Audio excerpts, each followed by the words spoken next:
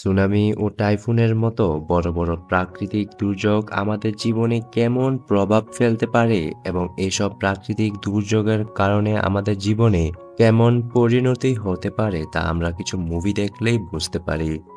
আজ আমরা দেখা কাম বিয়ন্ড এর এক্সপ্লেনেশন। এটি মূলত একটি সার্ভাইভাল মুভি যেখানে একটি শহরে ভয়াবহ সুনামি চলে আসে, যার ফলে শহরটি একদম পানির নিচে চলে যায়।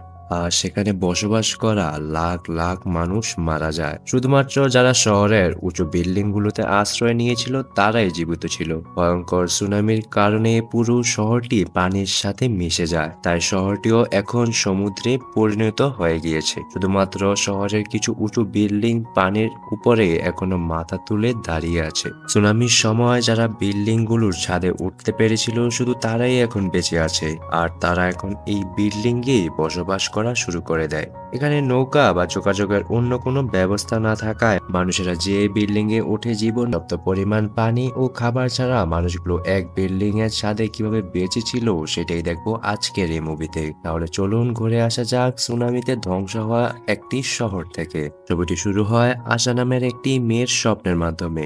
সে দেখছিল শহরের রাস্তার মানুষজন ব্যস্ত জীবন পার করছিল। হঠাৎ সেখানে চলে আসে হংকং এর ইতিহাসে সবচেয়ে বড় সুনামি। সাগরের পানি তাদের পুরো শহরটি ভাসিয়ে দেয়। মানুষ পানিতে ডুবে মারা যেতে থাকে। তখনই হঠাৎ করে মেয়েটির ঘুম ভেঙে যায়। মেয়েটি ওই সুনামির হাত থেকে বেঁচে যাওয়া একজন থাকা শুরু করেছে। সে তার আশেপাশে যা পেয়েছে ওইগুলো দিয়ে জীবন চালাতো। তার সকল খাদ্যদ্রব্য এবং প্রয়োজনীয় জিনিস সবকিছু গোপন জায়গায় লুকিয়ে রাখতো। কারণটা হচ্ছে সুনামিতে সবকিছু ধ্বংস হয়ে গিয়েছে, তাই মানুষ অন্যের বিল্ডিং এ যে জিনিসপত্র ডাকাতি করে নিয়ে আসে। মেয়েটি যেহেতু একা থাকে তাই সে নিজের সবকিছু এমন ভাবে রাখতো যেন কেউ আসলে কিছু খুঁজে না পায়। মেয়েটি সকালে ঘুম থেকে ওঠার পর নিজের কাছে যা ছিল তা দিয়ে চা বানায় এবং চা খেতে খেতে ছাদের উপর দাঁড়িয়ে নিজের প্রিয় শহরের ধ্বংসযজ্ঞ অবস্থা দেখতে থাকে। চা খাওয়া শেষ করে তার কাছে একটি রেডিও ছিল, সেটিতে কিছুক্ষণ গান শোনার পর মেয়েটি তার নিত্যদিনের কাজ শুরু করে দেয়। তার কাছে বিনোদনের জন্য শুধু একটা রেডিওই ছিল। গান শোনার ফলে সে নিজের মধ্যে ভালো লাগা খুঁজে পেত। বিল্ডিং এর ছাদে গ্রিলের মাঝে কুয়াশার পানি জমা ছিল, সেগুলোকে গোপন জায়গায় লুকিয়ে রাখে।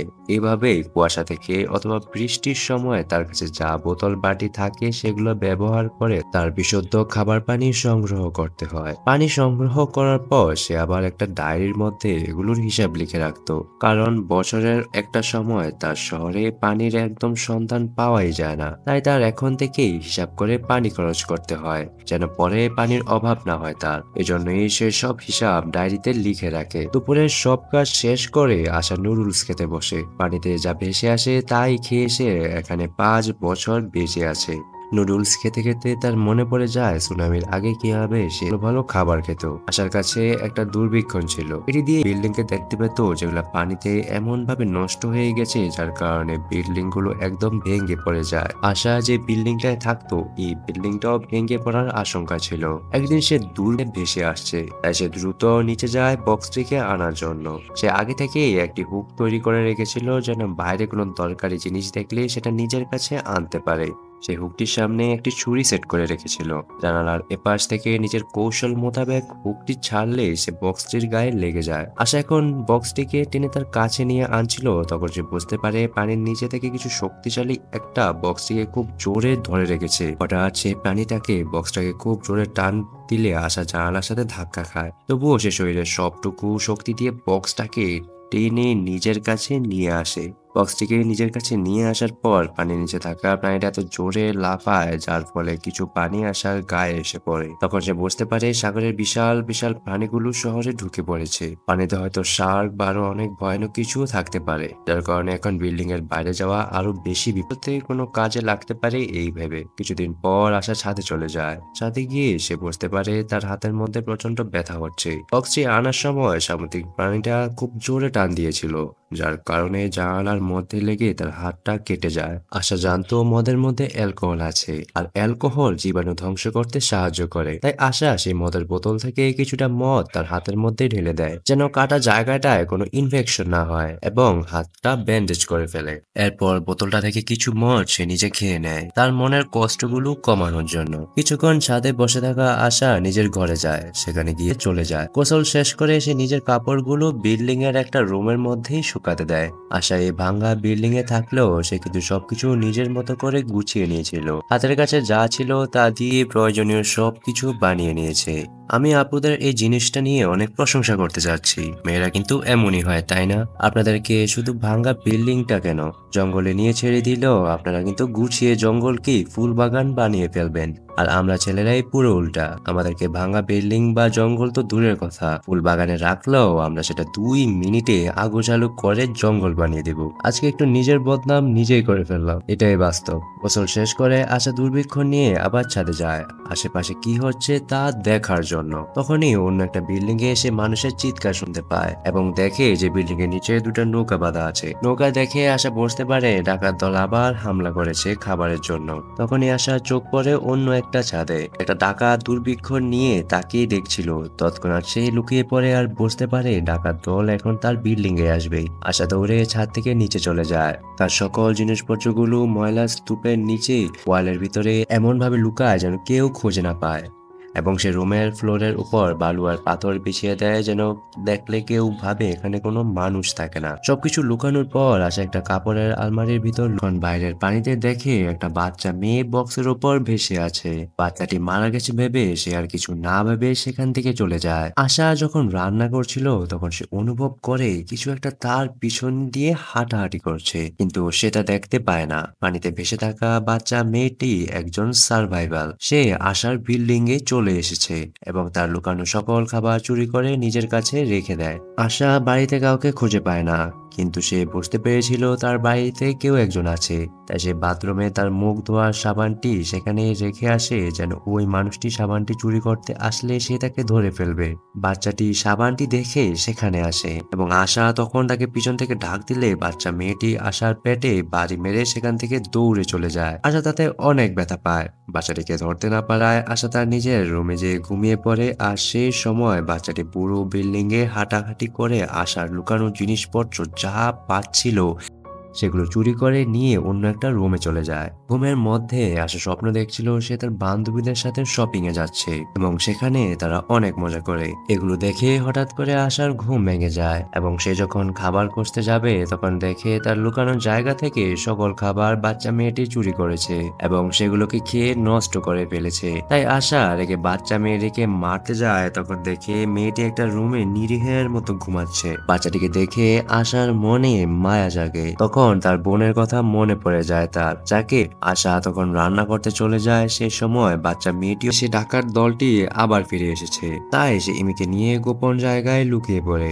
কিছুক্ষণ পর ডাকাতগুলো চলে গেলে তারা আবার বাইরে বের হয়ে আসে, এবং তারপর মেয়েটিকে গোসল করানোর সময় আশা তাকে জিজ্ঞাসা করে, তুমি কি আমার লকেটটি নিয়েছ? বাচ্চা মেয়েটি বলে, না, আমি নেইনি। আশা তাকে সন্দেহ করায় বাচ্চা মেয়েটি খুব রাগ করে এবং সেখান থেকে চলে যায়। আশা তাকে অনেক বোঝানোর চেষ্টা করে, কিন্তু সে আশার সাথে কোনো কথাই বলে না। সারাদিন নিজের রুমে চুপচাপ বসে থাকে। এভাবে কিছুদিন কেটে যায়। রেডিওর একটি খবরে বলা হচ্ছে আশেপাশে কেউ যদি বেঁচে থাকেন তাহলে যেন গুণ এবং ওষুধের ব্যবস্থা করা হয়েছে, তাই তাদের থাকতে কোনো সমস্যা হবে না। এই খবরটা শুনে ইমি অনেক খুশি হয়। সে ভেবেছিল গুঞ্জন এলাকায় গেলে সে তার মাকে খুঁজে পাবে। তাই গুঞ্জনের খবরটি শুনে ইমি আশাকে বলে তাদের এখন গুঞ্জন চলে যাওয়া উচিত, কিন্তু আশা তাতে রাজি হয় না। আশা বলে সে এই খবরটি আরো আগেই শুনেছে, কিন্তু ওইখানে যাওয়ার কোনো উপায় নেই, কারণ বাইরে চারদিকে পানি এবং তাদের কাছে কোনো নৌকাও নেই। তাই তাদেরকে এই বিল্ডিং এই থাকতে হবে।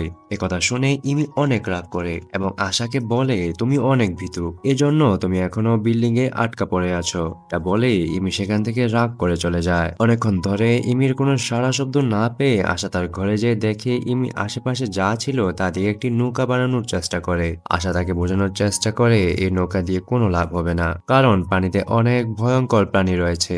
ভুল করে যদি পানিতে পড়ে যায় তাহলে তাদের বাঁচার আর কোনো চান্স থাকবে না। আর গুঞ্জন এলাকাটি কোন জায়গায় তারা এটাও জানে না, তাই সে ইমিকে বলে এসব চিন্তা বাদ দাও, আমাদের এখানেই থাকতে হবে।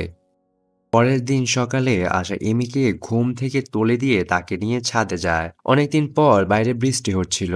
তখন তাদের কাছে যা ছিল সেগুলোতে বৃষ্টির পানি ভর্তি করে রাখে। কিছুক্ষণ পরে তারা বিল্ডিং এর ভিতরে চলে যায় এবং ইমি একটা জায়গায় খেলা করছিল। তখন সে লক্ষ্য করে আশার লকেটটি কোনো এক কোণায় পড়ে আছে। তখন আশা তাদের বোনের ছবিটিও খুঁজে পায়। বোনকে দেখে তার জন্য মন খারাপ হতে থাকে তার, এবং সেখানে ইমি তাকে সান্ত্বনা দেয়। রাতে আশা ঘুমাতে গিয়ে দেখে তার বালিশের নিচে ওই লকেটটি রাখা। আশা বুঝতে পারে ইমি লকেটটি খুঁজে পেয়ে বালিশের নিচে এনে রেখেছে। লকেটটি দেখে তার অনেক খারাপ লাগতে থাকে, কারণ ইমিকে সে সন্দেহ করেছিল, যা করা তার একদমই ঠিক হয়নি। তা দেখে আশার তার পুরনো কিছু স্মৃতি মনে পড়ে যায়। সে দেখতে পায় তার বোন তাকে নিজের লকেটটি দিচ্ছে পড়ার জন্য এবং বলে সে এই লকেটটি পরে আবার ফেরত নিয়ে নিবে, কিন্তু ফেরত নেওয়ার আগেই সেখানে চলে আসে ভয়ঙ্কর সুনামি। এজন্য আশা তার বোনকে লকেটটি ফেরত দিতে পারে না। আর এই বিষয়টি নিয়ে আশার মনে অনেক বেশি কষ্ট জমা ছিল, তাই সে লকেটটি নিয়ে ইমির কাছে যায় এবং তাকে উপহার দিয়ে দেয়, কারণ আশা ইমির মাঝে নিজের বোনকে দেখতে পাচ্ছিল। লকেটটি পেয়ে তাদের নৌকায় নিচ্ছিল, কারণ এসব কিছু নিয়ে তারা কয়েকদিনের মধ্যে এখান থেকে বেরিয়ে যাবে গুঞ্জনের উদ্দেশ্যে। তখন ইমি মনের আনন্দে রেডিওতে গান শুনতে শুনতে কাজ করছিল। তখন হঠাৎ করে রেডিও থেকে হেডফোনটি খুলে যায়, যার ফলে পুরো বিল্ডিং এ অনেক জোরে গান বাজতে শুরু করে। আশা এতে অনেক ভয় পেয়ে যায়। সে তাড়াতাড়ি করে গানটিকে বন্ধ করে দেয়, কারণ ডাকাতরা যদি এই শব্দ একবার শুনতে পায় তাহলে তারা বুঝে যাবে এই বিল্ডিং এ মানুষ থাকে এবং তারা আবার হামলা করবে। আশা তার দূরবীক্ষণ দিয়ে চেক করে আশেপাশে ডাকাত দল আছে কিনা। তখন সে দেখতে পায় ডাকাত দলটা গানের শব্দ শুনতে পেয়ে এদিকে আসছে, তাই তারা দ্রুত সবকিছু লুকিয়ে ফেলে এবং নিজেরাও লুকাতে যায়। এখানে একটু সমস্যা দেখা দেয়। আশার লুকানোর জায়গাটায় দুজন তাকে বাইরে থেকে বন্ধ করে দেয় এবং আশা দৌড়ে একটা রুমে চলে যায়। এই রুমটা সবসময় বদ্ধ ছিল, যেখানে আশা কখনোই যেত না। কিছুক্ষণের মধ্যে সেখানে ডাকাত দলটা চলে আসে। তারা গানের শব্দ শুনতে পেয়েছিল, তাই কনফার্ম ছিল এখানে মানুষ থাকে। তারা সবকিছু একদম ভালো করে উল্টে পাল্টে দেখছিল। তখনই তারা আশা এবং তাদের বোনের ছবিটি দেখে। এতে তারা শিওর হয়ে যায় এখানে মানুষ থাকে, তাই তারা সবগুলো রুম ভালো করে খোঁজা শুরু করে। কিছুক্ষণ পরে ডাকাত দলের একজন আশা যে রুমটিতে লুকিয়েছিল সেখানে ঢুকে পড়ে। ওই রুমে প্রচন্ড দুর্গন্ধ ছিল এবং কাপড় দিয়ে মানুষের মতো কিছু একটা ঢাকা রয়েছে। এগুলো দেখার জন্য কাপড়টি উঠে দুর্গন্ধ বের হচ্ছে। এটা দেখে ডাকাতটির বাজে অবস্থা হয়ে যায়। এখানে আশা খুব ভয় পাচ্ছিল, যদি সে শব্দ করে ফেলে তাহলে ডাকাতরা তাকে ধরে ফেলবে। তাই সে তার বোনের পুরনো কিছু স্মৃতি মনে বের করতে পারবে। তখন সেখানে একটা মেয়ে ডাকাত চলে আসে। বুদ্ধি করে আশা তাকে আগুন দিয়ে মেরে ফেলে। তখন শুধু ডাকাত সর্দারটি জীবিত ছিল, যে আশার উপর হামলা করে। যেহেতু আশা মারামারি করে দুর্বল হয়ে গিয়েছে, তাই সে সর্দারের সাথে পেরে উঠছিল না। ডাকাত সর্দারটি তাকে মারতে থাকে, কিন্তু আশা হাল ছেড়ে না দিয়ে চালাকি করে সে রুমের লাইটটি বন্ধ করে দেয়। ছাদের উপর যায়। ছেলেটিও তার পিছে ছাদে ওঠে। তখন আশা ভিতরের দরজাটা লাগিয়ে দিয়ে ছেলেটাকে ছাদে আটকে দেয়। ছেলেটি তখন ভয়ে অনেক কান্না করতে থাকে, বলে যে সে ভালো হয়ে গেছে, তাকে যেন মাফ করে। আশা সেখান থেকে চলে যায়। অন্যদিকে নৌকায় ইমিকে পাহারা দেওয়ার জন্য আরেকজন ডাকাত ছিল। তার হাতে বন্দুকও ছিল। যেহেতু তার কাছে যাওয়া যাবে না, তাই আশা একটা প্ল্যান করে তাকে মারার জন্য গুঞ্জনের লোকেশন জানতে পারে। পরে তারা নৌকার সামনে গিয়ে দাঁড়ালে গুঞ্জন শহরটাকে দেখতে পায়, যার উদ্দেশ্যে তারা এসেছিল। গুঞ্জন শহরটাকে দেখতে পেয়ে তারা অনেক খুশি হয়, কারণ দীর্ঘ 5 বছর পর আশা ওই বিল্ডিং থেকে বের হতে পেরেছে। আর ইমিও হয়তো গুঞ্জনে তার মাকে খুঁজে পেয়ে যাবে। আর এখানেই মুভিটির সমাপ্তি ঘটে। তো ভিডিওটি কেমন লাগলো কমেন্ট করে জানাবেন। যদি ভালো লেগে থাকে তাহলে একটি লাইক করে দিবেন, বন্ধুদের সাথে শেয়ার করে দিবেন। চ্যানেলটি যদি সাবস্ক্রাইব করা না থাকে তাহলে সাবস্ক্রাইব করে দিবেন। তা না হলে সুনামি এসে রাতে আপনার খাট ভিজিয়ে দিবে।